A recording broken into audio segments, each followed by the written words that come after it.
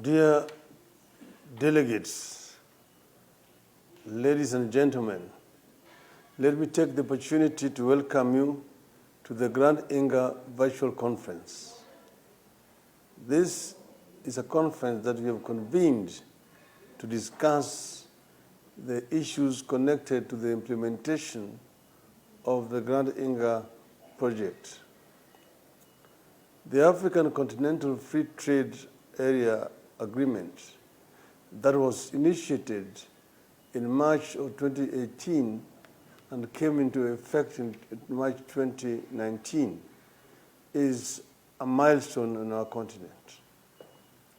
The trade deal is a flagship project of Africa's 2063 agenda.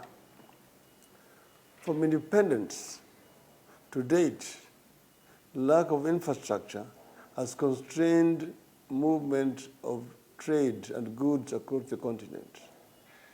The inter-African trade is the lowest globally, comparing to other parts of the world. But inter-African trade stands at only 15%, meaning that Africa trades more with the external world than with itself. And we are saying that this is something that can't be corrected. The major constraining factor which has inhibited intra-African trade is lack of infrastructure, which has made it difficult for goods to move from one country to the other country. That is the reason why the African Free Trade Area Agreement also focuses on development of infrastructure to facilitate trade. The objectives will not be realized unless we fast-track the development of infrastructure.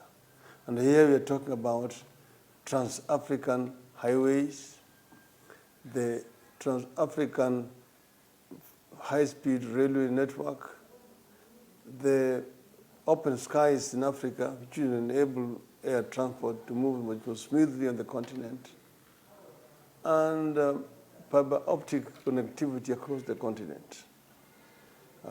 We, particularly here at this conference, want to focus on energy, which is, as you know, one of the major driving factors to growth and development. Most African countries are energy deficient, and this is what also inhibits development in those African countries. The cost of energy in some African countries is too expensive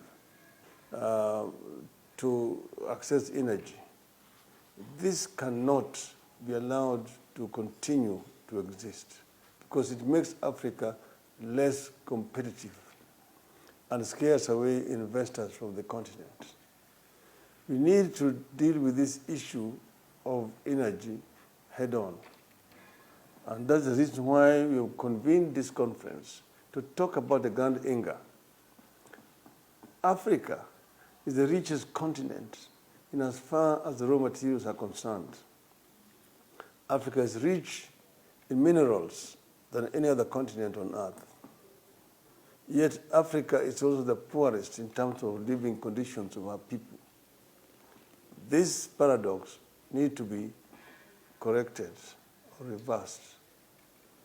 We need to find a way in which we can add value to raw materials which are available in abundance on the continent by doing value addition before we export them as raw materials.